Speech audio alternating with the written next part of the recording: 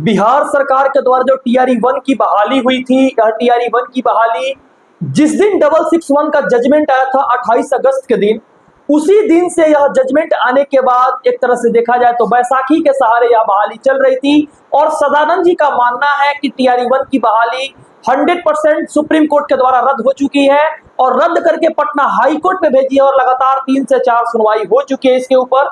जबकि 1,87,000 लगभग बहाली था, 80,000 से ऊपर बहाली था ये। और इस बहाली में पूरे बिहार से नहीं बल्कि पूरे देश के बच्चे शामिल होकर नौकरी कर रहे हैं। आज लगभग 1 साल से ज्यादा समय हो गया उनको नौकरी करते समय। आज मेरे साथ एक बहुत ही प्रतिष्ठित व्यक्ति जो कि अपने दम पर 2012 से लगातार लड़ाई लड़ रहे हैं, आज 2024 हो गई, 12 साल का संघर्ष एक है। आखिर सबसे पहले सर, पूरे भारत के लोग आपका नाम जानना चाहते हैं, आपका नाम क्या हुआ? मेरा नाम सदानंद कुमार है जी सर। मैं आपकी 2011 का प्रदेश अध्यक्ष भी हूँ। जी सर, जी सर। आपकी समस्या क्या थी? आखिर ये बहाली रद्द होने का आप दावा करते हैं, जबकि पूरे देश में एक तरह से देखा जाए तो नेता प्रतिपक्ष तेजस्वी यादव भी इसके बारे में लगातार बहुत सारी संगतियां भी बताए और संगतियां भी बताए, जिसमें आप देखा जाए तो पूरे देश के लोग इस बहाली में भाग भी लिए हैं और इसके ऊपर लगभग 1.5 लाख से ऊपर कैंडिडेट बहाली में लोग आज नौकरी भी कर रहे हैं। आप दावा कर रहे हैं कि यह रद्द हो जाएगा, क्या यह बिल्कुल सत्य है, रद्द हो जाएगा? जी बिल्कुल 100% रद्द हो जाएगा। इसके पीछे में मूल कारण सर ये है कि आपको सर मैं ये कोर्ट का ऑर्डर मैं पढ़ना चाहता हूँ जी जो 8/4/2021 को माननीय पटना हाई कोर्ट में हुआ है जी। उसमें लिखा हुआ है सर, देख लीजिए।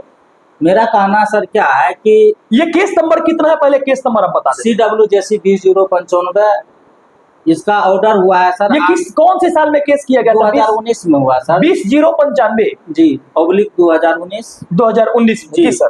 और इनका ऑर्डर पास हुआ है सर 8/4/2021। इस ऑर्डर में क्या आया था जिसके आधार पे आप कह रहे हैं कि बहाली रद्द हो जाएगी? मैं पढ़ना चाहता हूं सर, सुन लिया जाए। Considering the fact that the respondents themselves have taken a decision wide annexure A way back on 26/2/2020, they are directed to adhere to their own decision as contained in annexure A to the counter affidavit and proceed ahead of appointment of teachers in view of above. These writ applications are disposed with a direction to the Director Secondary Education Government of Bihar.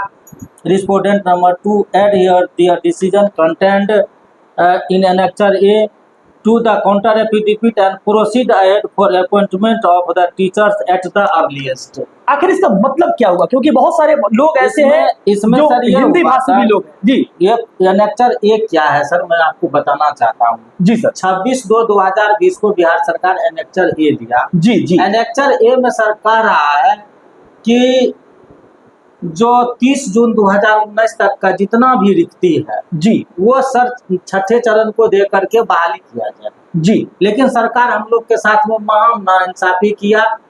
ये क्या किया sir, चरण तो बदलता गया जी, लेकिन हम लोगों को सीट का जो अकोमोडेशन होता है सीट नहीं बदला जी। जो चरण हमको 5वें चरण में जो सीट था सर, वही छठे चरण में भी बहाली हुआ जी। और इतना जो उत्क्रमित विद्यालय पूरे बिहार के अंदर में हुआ सर जी, उसका सीट हम लोगों को कभी नहीं जोड़ा। मतलब आपका कहना मतलब ये है कि जो छठा चरण का जो आप लोग का जो सीट था उसको TRE-1 को दे दिया गया जी। तो आपको TRE-1 का जो सीट पे जो आप लोग को दिया गया वही केस आप जीत चुके हैं सुप्रीम कोर्ट के अंदर। मैं सर एक चीज, मैं पहले सर केस जीत चुके हैं, हम हाई कोर्ट में सर केस जीते हुए हैं जी। मैं ये सर कहना चाहता हूँ, जब हम लोगों का सर बहाली चल रहा था हम लोग आवेदन भी किए, काउंसिलिंग भी किए। एक पटना जिला परिषद की सर बात में बता रहा है आपको, मैं सामाजिक विज्ञान का स्टूडेंट हूँ। सामाजिक विज्ञान में पटना जिला परिषद में 83 सीट था सर जी जी। उसके बाद माननीय न्यायालय का जब फैसला हुआ जी, तो उसमें 2 सीट सर बढ़ा दिया गया जी। 20/95/2019 केस में जब हम लोगों को 8/4/2021 का जजमेंट जब आया, उसके बाद उसमें पटना जिला परिषद की पूरे बिहार में सर सीट बढ़ाया गया। ये चीज 50-60 सीट सर पूरे बिहार में बढ़ाया। इसकी इतिहास तो है ही जी, लेकिन जो बच्चे TRE-1 में बहाल हुए हैं, एक चीज शॉर्ट में सर बताना चाहते हैं। सरकार क्या करती है सर, 30/6/2019 को एक लेटर निकाल करके 30/6/2023 को एक लेटर निकाल करके छठे चरण को खत्म कर दिया और जितना भी सीट था छठे चरण का भी वो आगे BPSC में मर्ज कर दिया। तो BPSC हम लोगों को बर्बाद किया है। हम बीपीएससी को बर्बाद करेंगे। आखिर कैसे बीपीएससी आपको बर्बाद कर दिया? बर्बाद आप ये कैसे कर सकते हैं? आप क्योंकि इसलिए सर कह सकते हैं कि मेरे पास में जो कोर्ट का ऑर्डर है सर, जी जी पटना जिला परिषद का जो सीट सर बढ़ा हुआ सीट 83 पहले सीट था, 2 सीट बाद में बढ़ा, तो है ही। तो माननीय न्यायालय के आदेश पर वह सीट बढ़ा हुआ था, जी उस पर हम लोगों का बहाली नहीं करके टीआरई जो 1 में चला गया, तो हम लोग का सीट वहां दे दिया। आखिर- न्यायालय को तो अवहेलना हुआ। बात ये नहीं है, आप कैसे कह सकते हैं कि 1,50,000 से ऊपर कैंडिडेट जो अभी शिक्षक बनकर आए हैं, कैसे आखिर वो रद्द कैसे हो जाएगा? उसके पीछे सर और एक रीजन है मेरे पास में। बिहार सरकार सर, बिहार लोक सेवा आयोग का जो नोटिफिकेशन निकाला 26/2023, जी उससे पहले एक सर लेटर निकाला है 18/10/2023 को। जी उसमें सर क्या कह रहा है कि ये पूरा इंडिया में जो सर बहाली होता है शिक्षक का, जी उसका कुछ एक गाइडलाइन होता है। जी। एनसीईटी के कोई भी, जैसे स्टेट गवर्नमेंट अपना अपना फंडा निकालती है, लेकिन एनसीईटी का जो गाइडलाइन होता है वो सर्वमान्य होता है। जी। जब स्टेट गवर्नमेंट में झगड़ा फंस जाता है इधर उधर करने में, तो एनसीईटी जो है वो मेन है। इसमें क्या लिखा है सर, देख लिया जाए। इस लेटर को मैं सामने चला दे रहा हूँ, इस लेटर को आप लोग देख लीजिएगा। जी। ऐसे आप लोग इस लेटर को देखना चाहिएगा तो डिस्क्रिप्शन बॉक्स में एक लिंक दे दूंगा, उससे जुड़कर आप लोग इस लेटर को देख लीजिएगा। जी क्या लिखा है? एक चीज सर हम आपको बताना चाहते हैं कि धारा 370 जो है, नेहरू जी मतलब हम उनके सापेक्ष में ये चीज कहना चाहते हैं कि वह इस तरह से बनाया था कि उसको हटा सकता है। उसको सब धारा 370 जिस समय में लागू किया था, उस समय में ही धारा को जो है इस तरह से उसमें दिया था जिसको हटाया जा सकता है। उसी तरह से बीपीएससी शुरू करने से पहले ये 18/10/2023 को ये लेटर निकाला कि अगर किसी भी तरह का इसमें दिक्कत होगा, लीगलिटी को चैलेंज करेगा तो ये बीपीएससी खत्म हो जाएगा। जैसे धारा 370 खत्म हुआ था, उसी तरह से ये बीपीएससी खत्म होगा। चलिए, बहुत एक बहुत बड़ी न्यूज है।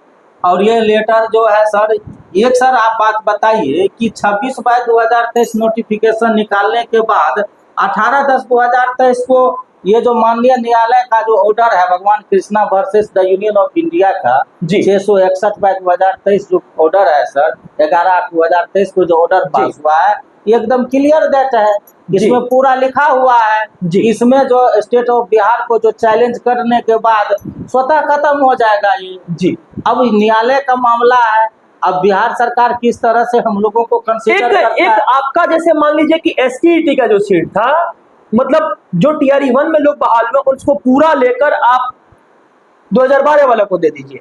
और एक रमन का केस है, तो रमन का केस है तो जिसमें 1 से लेकर 8 तक जितने सारे बहाल टीचर हुए, जितना सीट को मरणशील घोषित किया गया है, वो कह रहे हैं हमको 1 से लेकर 8 तक पूरा सीट लौटा दीजिए। और दोनों केस इतना मजबूत अभी हुआ है कि दोनों केस के थ्रू नोटिस गई है सरकार को, बीपीएससी को भी गई है और यहाँ तक कि बिहार सरकार को भी गई है, शिक्षा विभाग को भी गई है। तो क्या ऐसा लगता है कि आप मतलब शुरू से ये जो सरकार ये गलती की है या सरकार से गलती हुई है, क्या इसको कोर्ट में क्षमा किया जाएगा या बहाली को रद्द कर दिया जाएगा? बहाली रद्द हो जाएगा सर।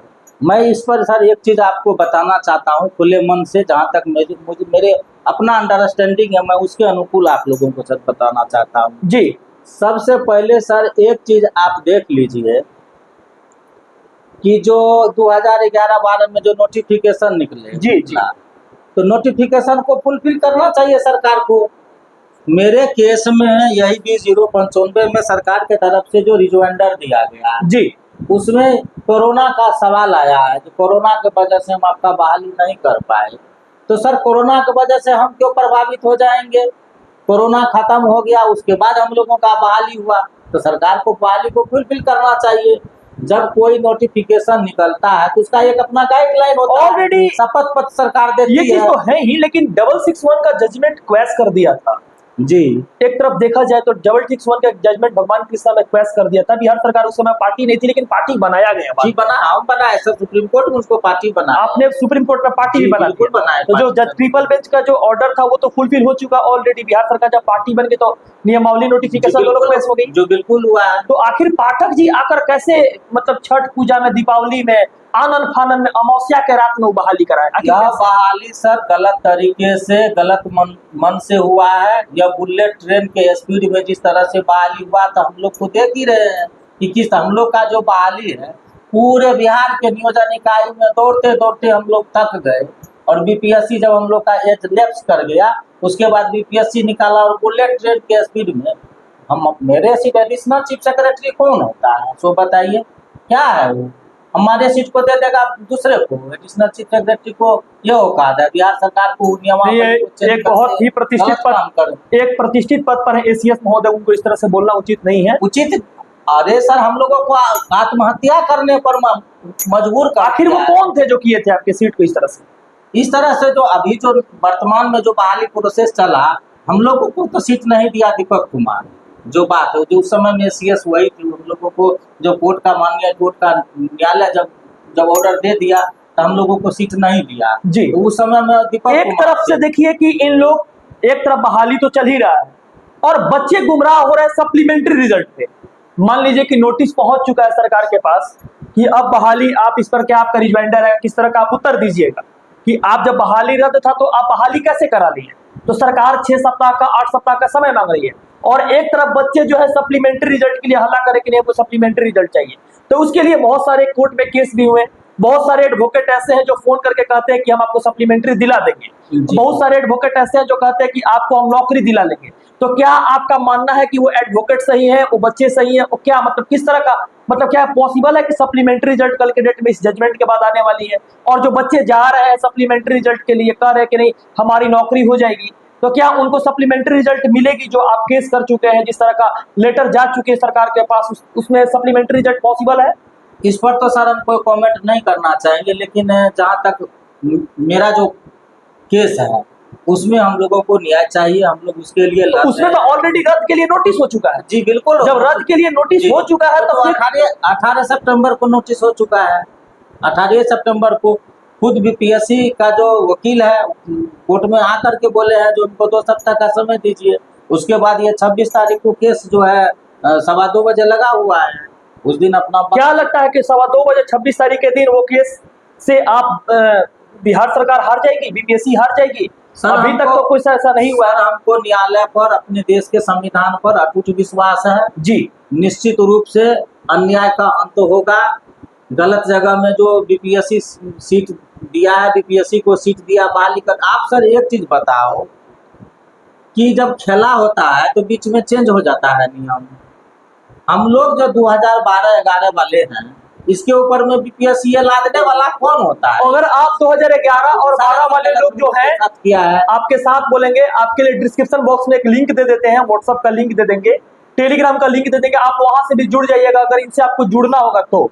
हम लोग का काम है इस खबर को दिखाना, आखिर किस तरह से रद्द होगी इसके ऊपर चर्चा करना, क्योंकि जो डाटा है इन लोगों के द्वारा जो केस किया गया है, रात को लगभग 2 या 2:30 बज रहा है, लेकिन हम आए हुए इस चीज को देने के लिए कि सारे लोगों भाइयों को ये पता चले कि आखिर हमको पता चला कि पटना में है ये, तो पेटिशनर जो है वो पटना में है, तो इनके द्वारा बात किए, तो बात करने के बाद हम आकर सारी मुद्दा को जानने के लिए कोशिश कर रहे हैं कि पूरे देश के लोग अभी जो तैयार है बहाली के ऊपर चर्चा करने के लिए।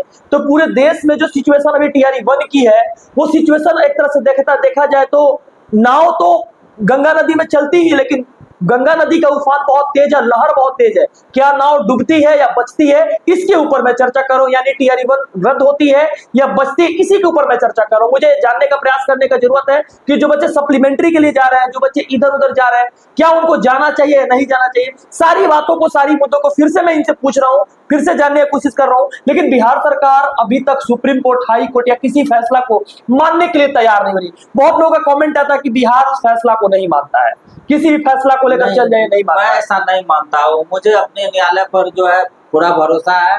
अभी हम लोगों का केस जो है स्टैंड नहीं किया, लंबे समय केस में, सिविल के केस में समय लगता है जी, इसके लिए हम लोग प्रयास कर रहे हैं। हमको बिहार सरकार पर कहीं कोई दोष नहीं है, जो मैंने इस टाइप का जो जजमेंट को नहीं मानता है, इससे हम दूर है।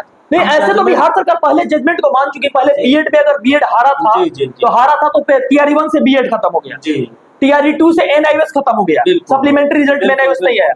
तो क्या आपको लगता है कि जैसे ही जजमेंट आएगी सरकार मान जाएगी और सारे लोग को निकाल देगी? बिल्कुल, इसमें बचने का कोई चांस नहीं है। इसलिए नहीं बचने का चांस है क्योंकि सुप्रीम कोर्ट का ऑर्डर है। क्या ऑर्डर है? ऑर्डर में उसका डायरेक्ट उसका नोटिफिकेशन इनवैलिड है भाई। मैं आपको बताना चाहता हूँ, एक लेटर निकला है ये देख लीजिए मेरे 18/10/2023 को ये खुद 26/23 जो नोटिफिकेशन बीपीएससी का है जी। ये बहाली करने से पहले क्यों निकाला? इसमें क्या लिखा हुआ है सर, देख लीजिए।